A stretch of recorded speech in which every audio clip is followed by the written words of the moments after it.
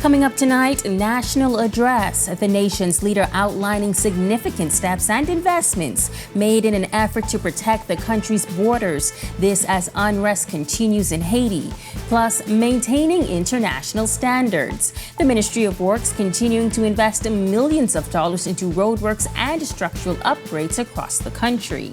And later, our Danielle Miller takes us inside the Nassau Paradise Island Wine and Food Festival. You don't want to miss the delectable recap. These stories and so much more as Our News Weekend starts now.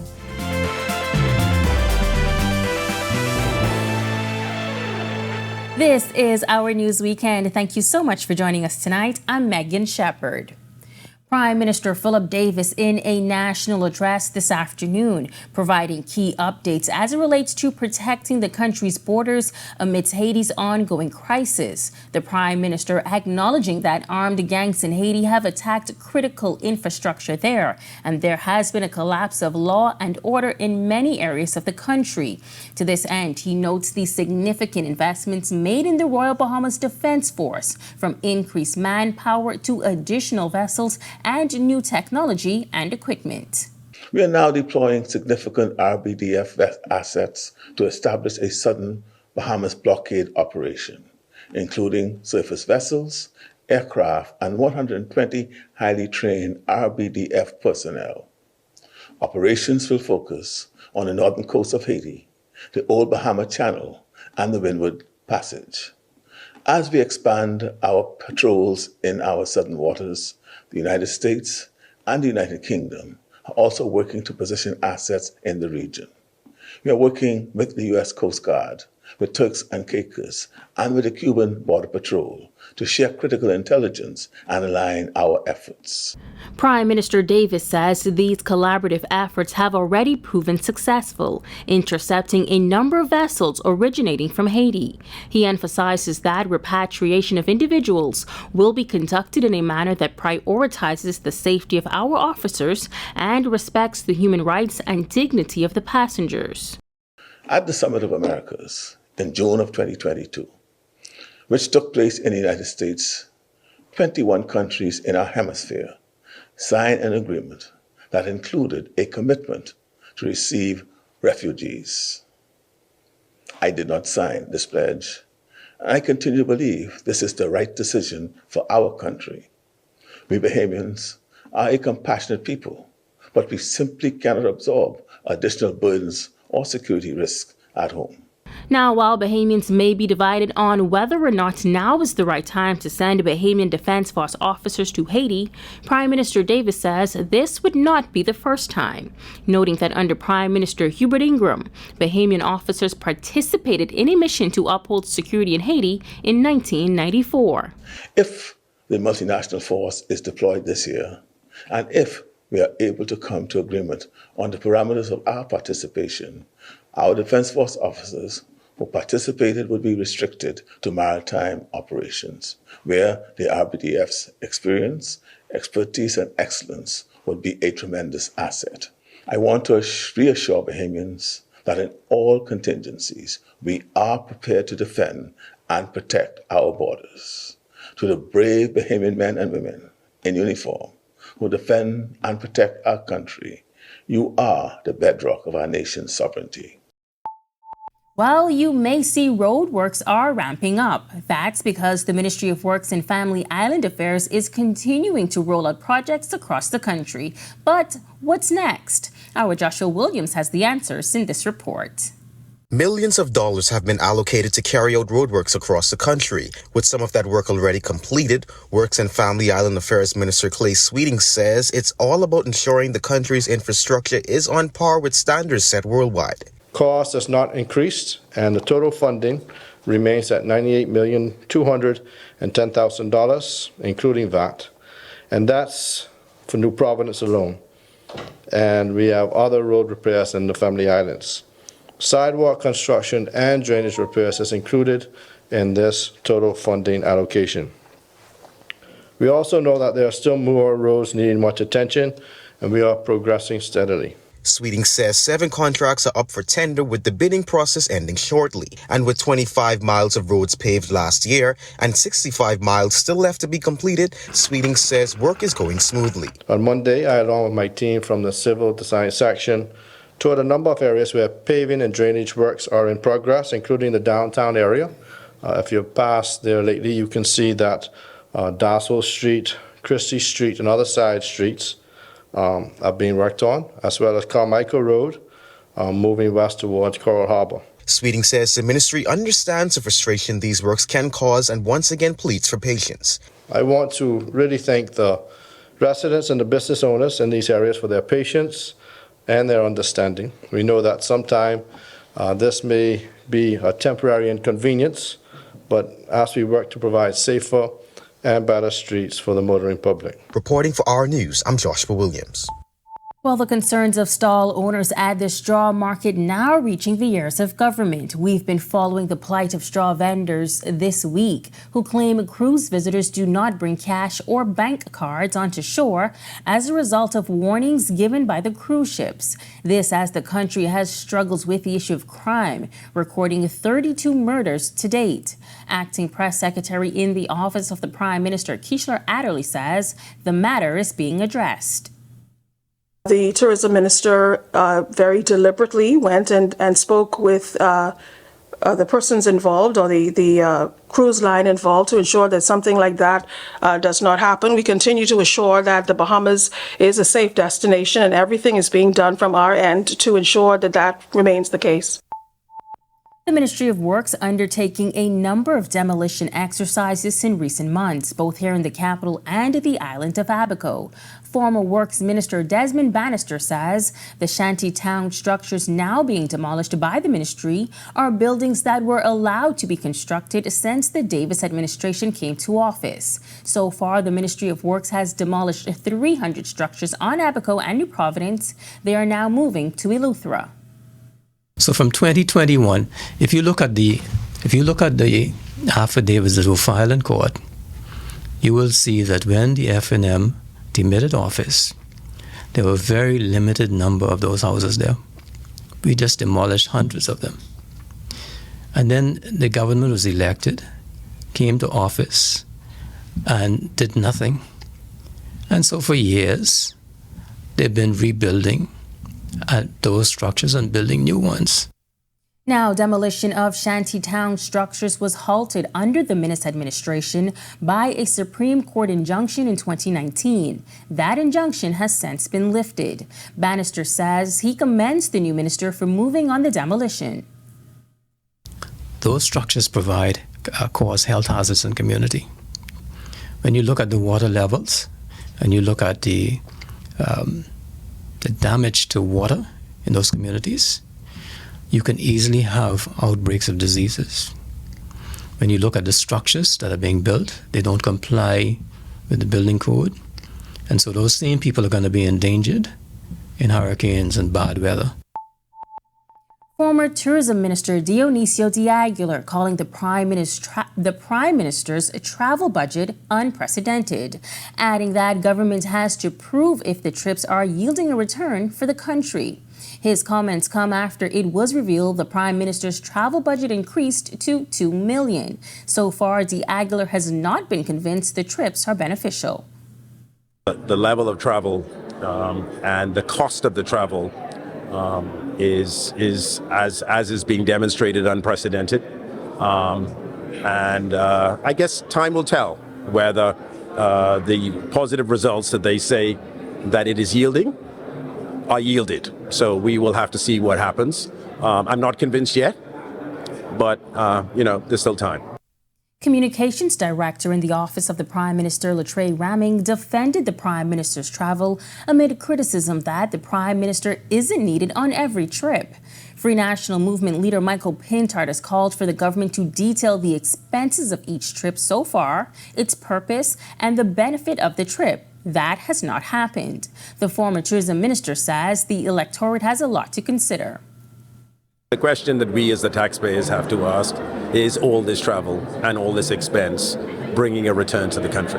Is it bringing more projects? Is it bringing more investments? Is it dealing with climate change? All of these reasons that are being put forward for this unprecedented level of travel, we have to decide whether it's bringing the return. They claim that it is.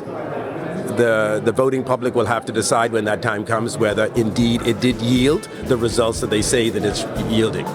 When Our News Weekend comes back from the break, the One Choice campaign officially launched. Find out about the Bahamas National Drug Council's newest initiative that aims to keep teens away from alcohol. Plus, our Danielle Miller talks tacos and tequila at this year's Nassau Paradise Island Wine and Food Festival. That's coming up when Our News Weekend returns. Are you or a loved one under medical care? Do you need affordable medical supplies? Ports International is the largest home healthcare supplier. Medical supplies at the very best price, and you can even shop online. From hospital beds to wound care, wheelchairs to walkers, Ports is a one-stop shop for your medical supplies, and we accept insurance. We have online shopping and 2 locations to serve you, at the Airport Industrial Park and Shirley Street. We also ship to the Family Islands. Shop online and visit us on Facebook. Call Ports at 377-1771.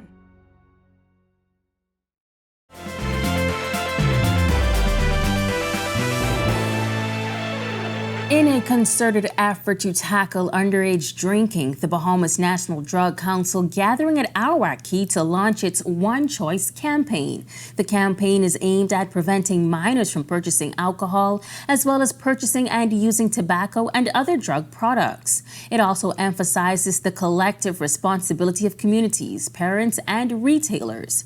Deputy Secretary at the Ministry of Health, Dr. Novia Cardaluki, says the campaign will be wide-reaching.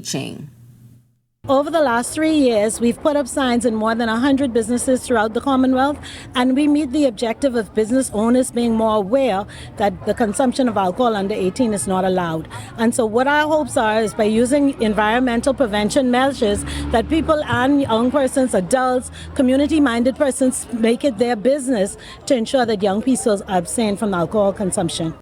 Now, this initiative comes amidst growing concerns about the impact of underage drinking on the community. The National Drug Council has also partnered with the Royal Bahamas Police Force to ensure that businesses obey the law. Officer in charge of the Drug Enforcement Unit, Assistant Commissioner of Police, Roberto Goodman. We admonish those persons who continue to break the law. If anyone found breaking the law in terms of selling these alcohol beverages to young persons, and they find themselves arrested and before the court. Well, Barry University and the Ministry of Health teamed up for a foot fest in Grand Bahama recently. It's a yearly initiative to screen diabetic patients or those with other illnesses. The team then treats the patients at their location. Podiatrist Dr. Elizabeth Londano says this is their 3rd visit to the Bahamas, and this year they brought over 50 medical professionals. We have 4 stations in there where the patients are being evaluated and treated. So we do have one of them that's just for wounds, and the other ones are more for palliative care. But there are 6 doctors inside, including myself. Now, some patients said they were waiting a while to be seen. Dr. Londano addressed the issue. We do give priority to people who have appointments, but sometimes in between the appointment times, we'll pull some walk-ins just for the sake of continuum, because the paperwork can take some people longer to fill out than others. So that's why, like, in between those who do have appointments and filling out paperwork, if someone who's a walk-in has their paperwork finished, we'll let them pass. Well, great initiative. The Nassau Paradise Island Wine and Food Festival in full swing this weekend, kicking off earlier this week on Wednesday. Our entertainment correspondent Danielle Miller taking part in some of the evening festivities. First on the list was tacos and tequila. Nassau Paradise Island Wine and Food Festival 2024 has officially kicked off, and our first event is tacos and tequilas. Paradise Harbor coming alive this week with numerous local and international chefs offering hundreds of attendees their rendition of the famous taco dish. From the traditional chicken or beef taco to sushi tacos, wild boar, and one of my favorites from the event, oxtail. We have been boiling plantains, kneading dough, cutting them by hand, literally over 700 taco shells we've cut by hand. Slow roasting oxtail. Then we make the butterbean puree with a scotch bonnet inside there for a lot of flavor. Hosting the event, award-winning chef Andrew Zimmern. During a conversation, I found out that he started coming to the Bahamas as a young boy.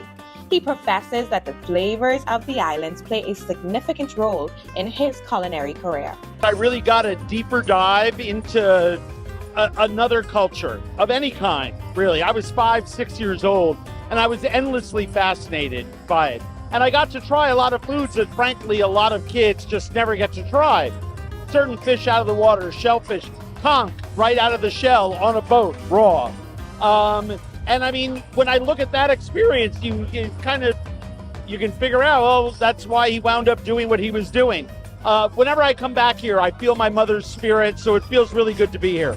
And after all those tacos, it's only right we try the tequila mixes. Not too much, as the mixologist created the cocktails with a blend so perfect, you almost couldn't detect the tequila. To cap the night, the event's co-host, celebrity DJ Kim Lee, set the night ablaze with music to satisfy everyone's taste. Reporting for Our News, I'm Danielle Miller. Looks like a lot of fun. Well, still to come on Our News Weekend. Sit back, relax, and prepare for a tranquil escape to Acklands. Our Candino Knowles explores the therapeutic world of fly fishing. Plus, Grifter trials are underway at the old TAR, and a couple of Bahamians compete in their college basketball postseasons. Weekend Sports is up next.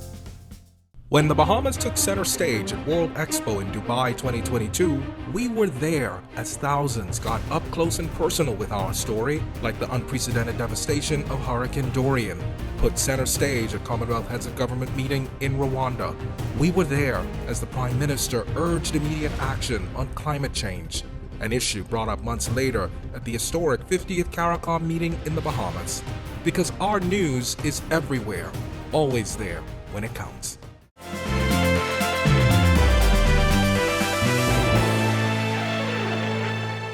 welcome back. We bring you early results from the Grifter trials, and March Madness begins for Bahamian college basketball players. Tage Adderley is here with our Sports Weekend. Tage.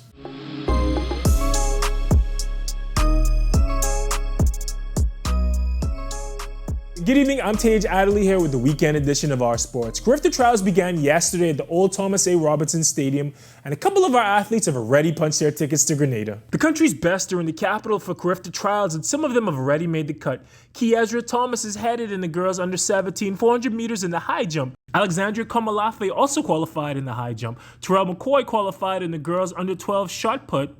Erin Barr and Akari Roberts qualified in the girls under 20 1500 meters. Zion Shepard in the under 20 400 meters. Shamar Davis and Bernard Kemp qualified in the under 20 high jump. Action continues this evening and tomorrow beginning at 3 p.m. Okay, now we're going to head to the hardwood. March is the most exciting time of the college basketball year. A couple of Bahamians got in on the action last night. Conference tournament started this week. Wisconsin's A.J. Starr went off in the Big Ten tournament quarterfinals against Northwestern, going for 30 points, a career high and a conference tournament record. He also grabbed 6 rebounds as his Badgers put the Wildcats away 70-61.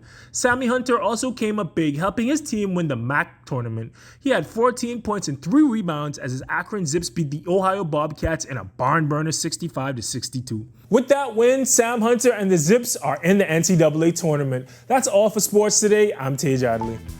Thanks, Tage. On the other side of this break, meteorologist Ian McKinsey has your check on temperatures. Plus, our Candino Knowles tries his hand at fly fishing. Stick with us to see how it all went down.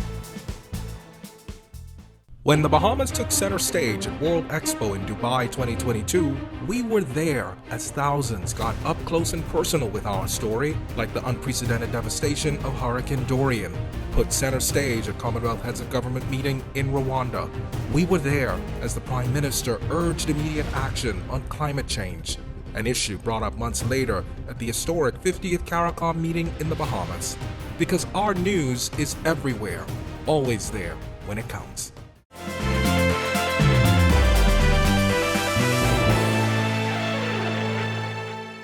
Thanks for sticking with us. Beautiful weather on this Saturday evening. Ian McKenzie joins us now from the Weather Center with your check on temperatures. Ian? Thanks, Megan, and good evening, Bahamas. Welcome to your Saturday evening forecast. Currently outside our studios, we're under partly cloudy skies with a temperature of 78. Our winds are from the southeast at 8 miles per hour with a comfortable feels-like temperature of 71. Current temperatures across the country at this time in our nation's second city, Freeport, we have 77, also in Marsh Harbor and Governor's Harbor, 79s in Allenstown, Great Harbor Key, and Nicholstown, and 78 in the capital. In the central Bahamas, we have 79s continuing in Camps Bay, 78s in Georgetown and Deadman's Key, Long Island, 77 in Arthurstown, and 76 in Coburn Towns in Salvador. In the southeast Bahamas, 79 in Duncantown, Ragged Island, 78s rather in Colonel Hill, Delectable Bay, and in Abrahams Bay, Meguana, 80 in Providenciales, and 81 in Matthewtown and Agua. First look now at our satellite and radar imagery. We have few high clouds moving in across our area. Elsewhere, high pressure remains the dominant weather feature, producing mostly dry and stable conditions.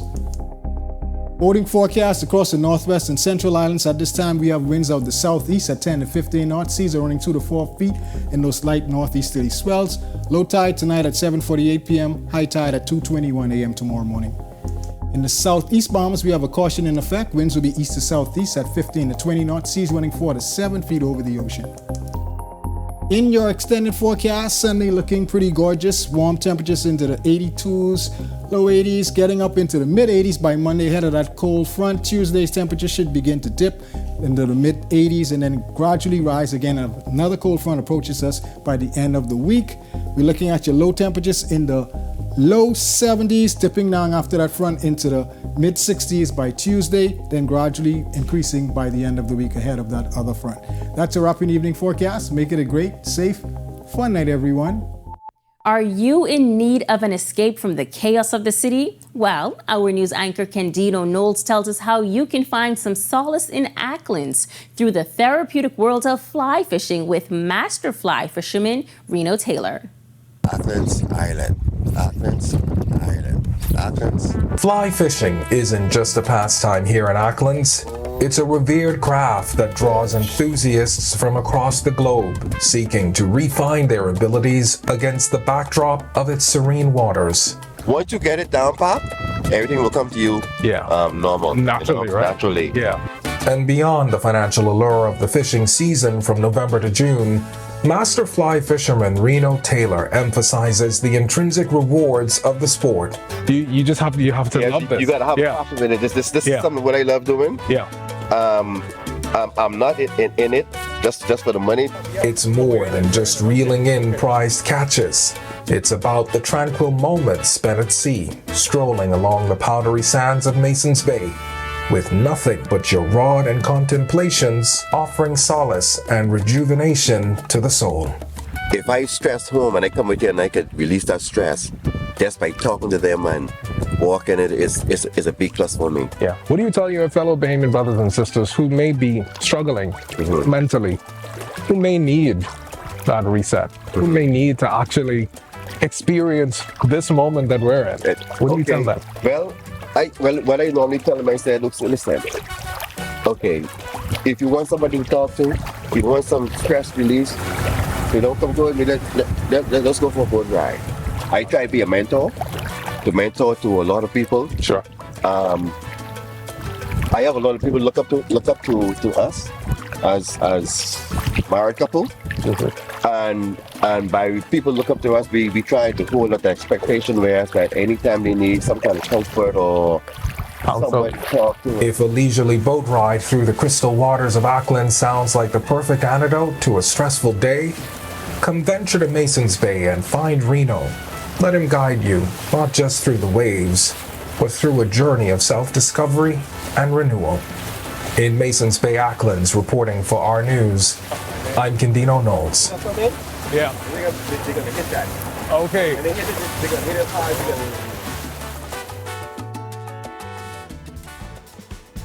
Thanks, Candido. That definitely sounds like the perfect getaway. And thank you so much for joining us for Our News Weekend. On behalf of the entire team, I'm Megan Shepard. Have a safe and wonderful evening.